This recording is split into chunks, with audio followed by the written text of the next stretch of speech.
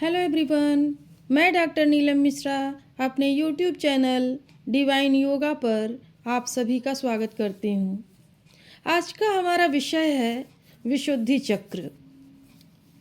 चक्रों के ज्ञान विज्ञान की जो हमारी श्रृंखला चल रही है उसको आगे बढ़ाते हुए आज हम 5वें चक्र अर्थात विशुद्धि चक्र के विषय में विस्तार से बात करेंगे। इसके अंतर्गत हम यह जानने का प्रयास करेंगे कि विशुद्धि चक्र क्या है, इसकी विशेषताएं क्या है, इसका अर्थ क्या है, इसकी आकृति या इसका आकार क्या है, इसका स्थान कहाँ बताया गया है, इसके देवता, बीज मंत्र, इंद्रिय, लोक, गुण, रंग इत्यादि के बारे में हम विस्तार से जानने का प्रयास करेंगे। इन सब के पश्चात हम यह जानने का प्रयास करेंगे कि विशुद्धि चक्र के शोधन, संतुलन एवं जागरण के क्या परिणाम होते हैं और इस चक्र के असंतुलित हो जाने पर कौन कौन सी समस्याएं उत्पन्न हो जाती हैं, ये भी समझने का प्रयास करेंगे। अंत में हम जानने का प्रयास करेंगे कि वो कौन सी यौगिक साधनाएं बताई गई हैं जिनके माध्यम से हम इस विशुद्धि चक्र को शोधित, संतुलित एवं जागृत करके अपने जीवन को और अपने लक्ष्य को उत्कृष्ट बना सकते हैं और अपने जीवन की समस्याओं का समाधान कर सकते हैं। तो आइए प्रारंभ करते हैं।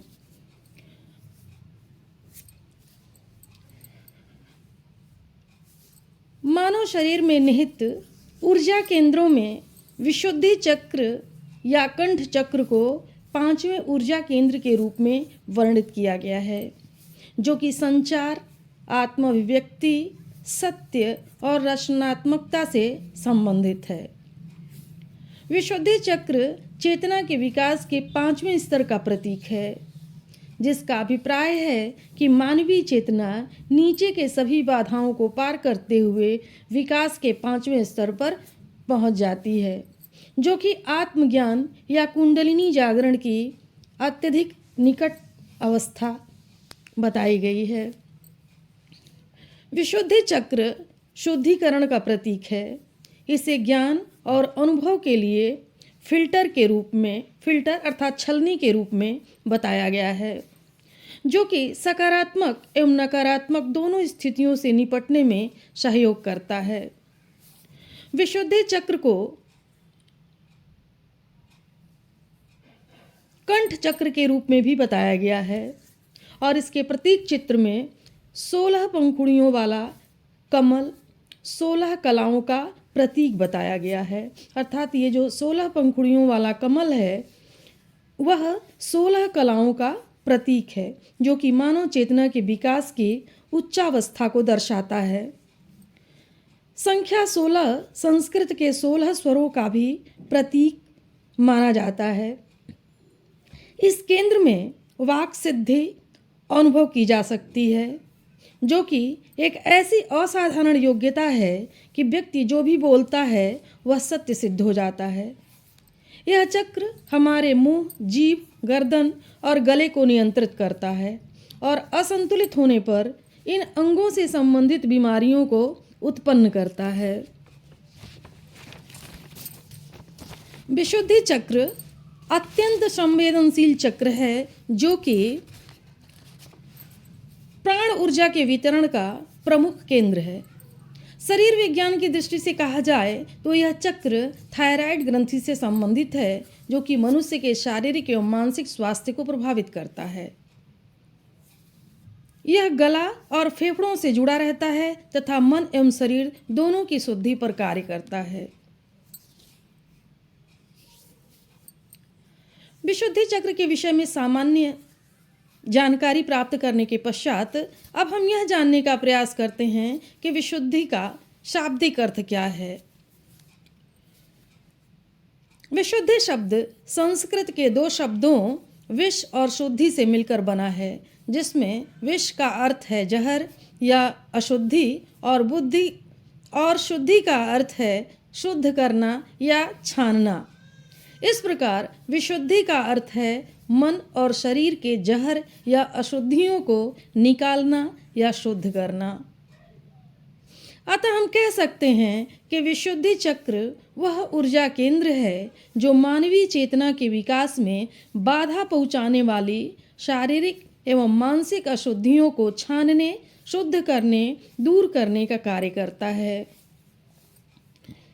विशुद्धि का सामान्य अर्थ है फिल्टर या छन्नी, जो कि अशुद्धि को दूर करने के लिए प्रयोग किया जाता है।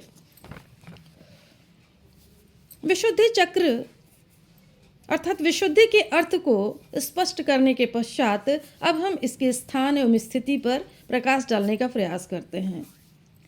विशुद्धि चक्र के स्थान के विषय में कहा गया है कि मानव शरीर में विशुद्धि चक्र का स्थान कंठ को बताया गया है। यौगिक दृष्टिकोण से इस चक्र की स्थिति कंठ के पीछे रीढ़ की हड्डी में सुषुम्ना नाड़ी के अंदर बताई गई है। आधुनिक शरीर विज्ञान की दृष्टि से विशुद्धि चक्र की स्थिति रीढ़ की हड्डी के सर्वाइकल रीजन में बताई गई है। कुछ स्थानों पर गले में लैरिंग्स अर्थात स्वर यंत्र को ही विशुद्धि चक्र का स्थान बताया गया है, जो कि गले में एक उभरा हुआ भाग है। विशुद्धि चक्र के स्थान एवं स्थिति को स्पष्ट कर लेने के पश्चात अब हम इसके आकार के विषय में जानने का प्रयास करते हैं। विशुद्धि चक्र को 16 पंखुड़ियों वाले धूम्र या नीले प्रकाश से युक्त कमल के रूप में दर्शाया गया है, जिसमें 16 संख्या, 16 कलाओं एवं 16 स्वरों का परिचायक बताया गया है। अर्थात 16 पंखुड़ियों से युक्त नीले रंग के प्रकाश से युक्त कमल, जो कि 16 कलाओं एवं 16 स्वरों का परिचायक है, वही विशुद्धि चक्र का आकार है। आकार को स्पष्ट कर लेने के पश्चात अब हम विशुद्धि चक्र के बीज मंत्र, देवता, गुण, इंद्रिय, लोक, ज्ञानेंद्रिय, तत्व, प्राण, देवी इत्यादि के विषय में जानने का प्रयास करते हैं।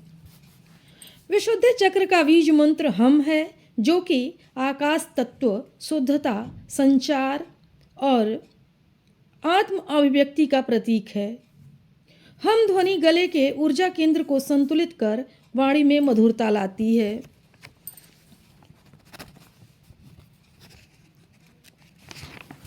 विशुद्धि चक्र का देवता भगवान सदाशिव अर्थात नीलकंठ एवं देवी शाकिनी या सरस्वती को बताया गया है, जो कि संचार, सत्य, रचनात्मकता एवं शुद्धिकरण का प्रतीक है। इसका तत्व आकाश, लोक जनहलोक, गुण रजस, ज्ञानेंद्रिय कान, ग्रंथ थायराइड और प्राणवायु उदान है और रंग नीला है। विशुद्धि चक्र के विषय में कहा गया है कि यह चक्र आकाश तत्व से संबंधित है। आकाश का रंग धूम्र या नीला बताया गया है, इसलिए इसका रंग भी धूम्र वर्ण या नीला बताया गया है।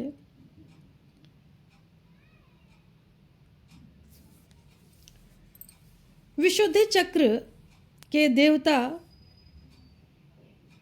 बीज मंत्र, ज्ञानेंद्रिय इत्यादि के विषय में जानने के पश्चात अब हम विशुद्धि चक्र के जागरण का क्या फल होता है उसको जानने का प्रयास करते हैं। विशुद्धि चक्र मूलतः हमारे कंठ प्रदेश से संबंधित है, अतः इसके शोधन, संतुलन एवं जागरण से संवाद कौशल, आत्म अभिव्यक्ति, श्रवण कौशल अर्थात सुनने की क्षमता में कई गुना वृद्धि हो जाती है।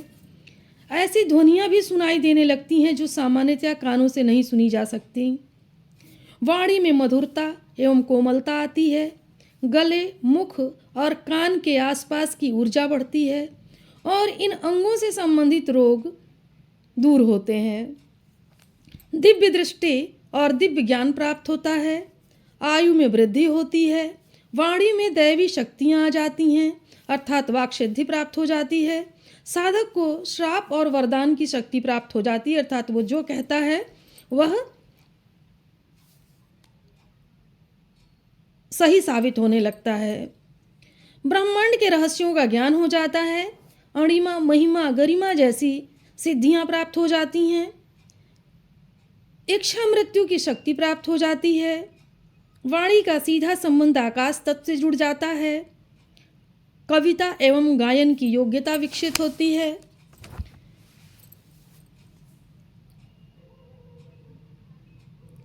साधक महाज्ञानी, शांत चित्त, शोक रहित तथा दीर्घायु बनता है। उसकी चेतना का विकास होता है और समाज के लिए कल्याणकारी भावना उसके अंदर विकसित होने लगती है, अर्थात इस चक्र के जागरण से मनुष्य के अंदर समाज के लिए कल्याणकारी भावना विकसित होने लगती है। आधुनिक चिकित्सा विज्ञान की दृष्टि से थायराइड एवं पैराथायराइड ग्लैंड संतुलित रहता है। Tonsil, voice box, wind pipe, oesophagus इत्यादि अंग स्वस्थ रहते हैं और इनसे संबंधित समस्याएं दूर होती हैं। विशुद्धि चक्र के शोधन, संतुलन एवं जागरण का क्या फल होता है, क्या परिणाम होता है, उसको जानने के पश्चात अब हम यह जानने का प्रयास करेंगे कि विशुद्धि चक्र के असंतुलित होने से कौन कौन सी समस्याएं उत्पन्न हो जाती हैं। विशुद्धि चक्र के विकारग्रस्त होने पर गले, कान और मुख से संबंधित समस्याएं पैदा हो जाती हैं। रोग प्रतिरोधक क्षमता कम हो जाती है। श्रवण शक्ति एवं वाक शक्ति कमजोर हो जाती है। भावों एवं विचारों को दमन करने की प्रवृत्ति विकसित होने लगती है। थायराइड एवं पैराथायराइड ग्रंथि से संबंधित समस्याएं उत्पन्न हो जाती हैं। हार्मोनल असंतुलन तथा मनोरोग जैसी समस्याएं पैदा हो जाती हैं। मुंह के छाले, दांतों की समस्या, बोलते समय हकलाना, गले में खराश, दर्द एवं अकड़न, आवाज में बदलाव, कंधे और गर्दन में दर्द इत्यादि समस्याएं उत्पन्न हो जाती हैं। मनुष्य के अंदर ईमानदारी का अभाव, आत्मविश्वास में कमी एवं अपनी भावनाओं को अभिव्यक्त करने में अक्षमता महसूस होती है। तो विशुद्धि चक्र के असंतुलित होने पर मनुष्य को या साधक को इन तमाम समस्याओं का सामना करना पड़ता है।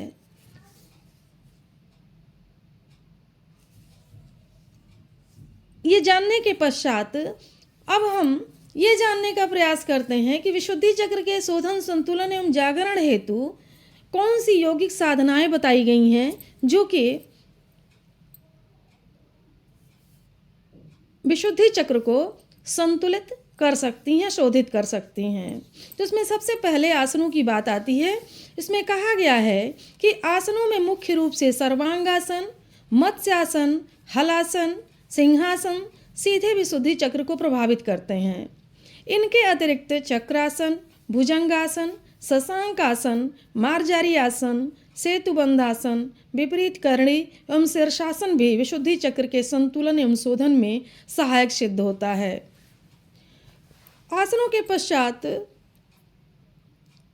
प्राणायाम के विषय में कहा गया है कि भ्रामरी, उज्जाई एवं अनुलोम विलोम प्राणायाम विशुद्धि चक्र के शोधन, संतुलन एवं जागरण में मुख्य भूमिका निभाते हैं। इसके अतिरिक्त ओम चैंटिंग विशेष रूप से लाभकारी बताया गया है। मुद्राओं में खेचरी मुद्रा एवं विपरीत करणी मुद्रा विशुद्धि चक्र को शोधित, संतुलित एवं जागृत करने में सहायक सिद्ध होती है। बंधों की बात करें तो जालंधर बंध एवं महाबंध इस चक्र को शोधित, संतुलित करने में सहायक सिद्ध होता है। षटकर्मों में सीधे तौर पर नेति अर्थात जल एवं सूत्र दोनों ही नेति क्रिया, दोनों ही प्रकार की नेति क्रिया विशुद्धि चक्र को शोधित करने में, संतुलित करने में सहायक सिद्ध होती है। षटकर्मों के पश्चात ध्यान की बात कही गई है कि ध्यान का अभ्यास करने से विशुद्धि चक्र संतुलित होता है। इसके लिए कहा गया है कि नीले रंग की 16 पंखुड़ियों वाले कमल को कंठ प्रदेश में महसूस करते हुए उस पर ध्यान लगाकर हम शब्द का 16 बार उच्चारण करने से, अर्थात ऐसा नियमित करने से विशुद्धि चक्र संतुलित होता है। ध्यान के पश्चात आहार के विषय में कहा गया है कि सात्विक भोजन एवं अपेक्षित मात्रा में जल का सेवन करने से विशुद्धि चक्र संतुलित होता है। इन सब के अतिरिक्त कुछ सामान्य बातें जो कि विशुद्धि चक्र को संतुलित शोधित करने में सहायक सिद्ध हो सकती हैं, उसके लिए कहा गया है कि विशुद्धि चक्र आकाश तत्व प्रधान चक्र है, इसलिए नियमित कुछ समय खुले आकाश के नीचे व्यतीत करना चाहिए। ऐसा करने से विशुद्धि चक्र संतुलित होता है। इसके अतिरिक्त कहा गया है कि गुलाब, मोगरा जैसे सुगंधित पुष्पों की सुगंधि को ग्रहण करने से भी यह चक्र संतुलित एवं व्यवस्थित रहता है।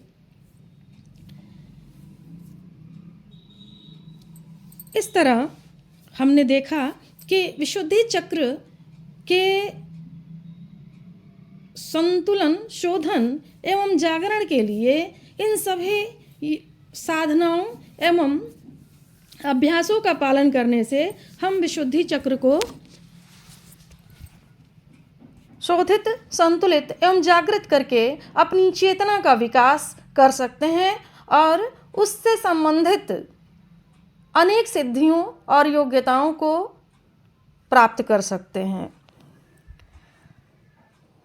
तो इसी के साथ हमारा ये आज का विषय विशुद्धि चक्र अब यहीं समाप्त होता है।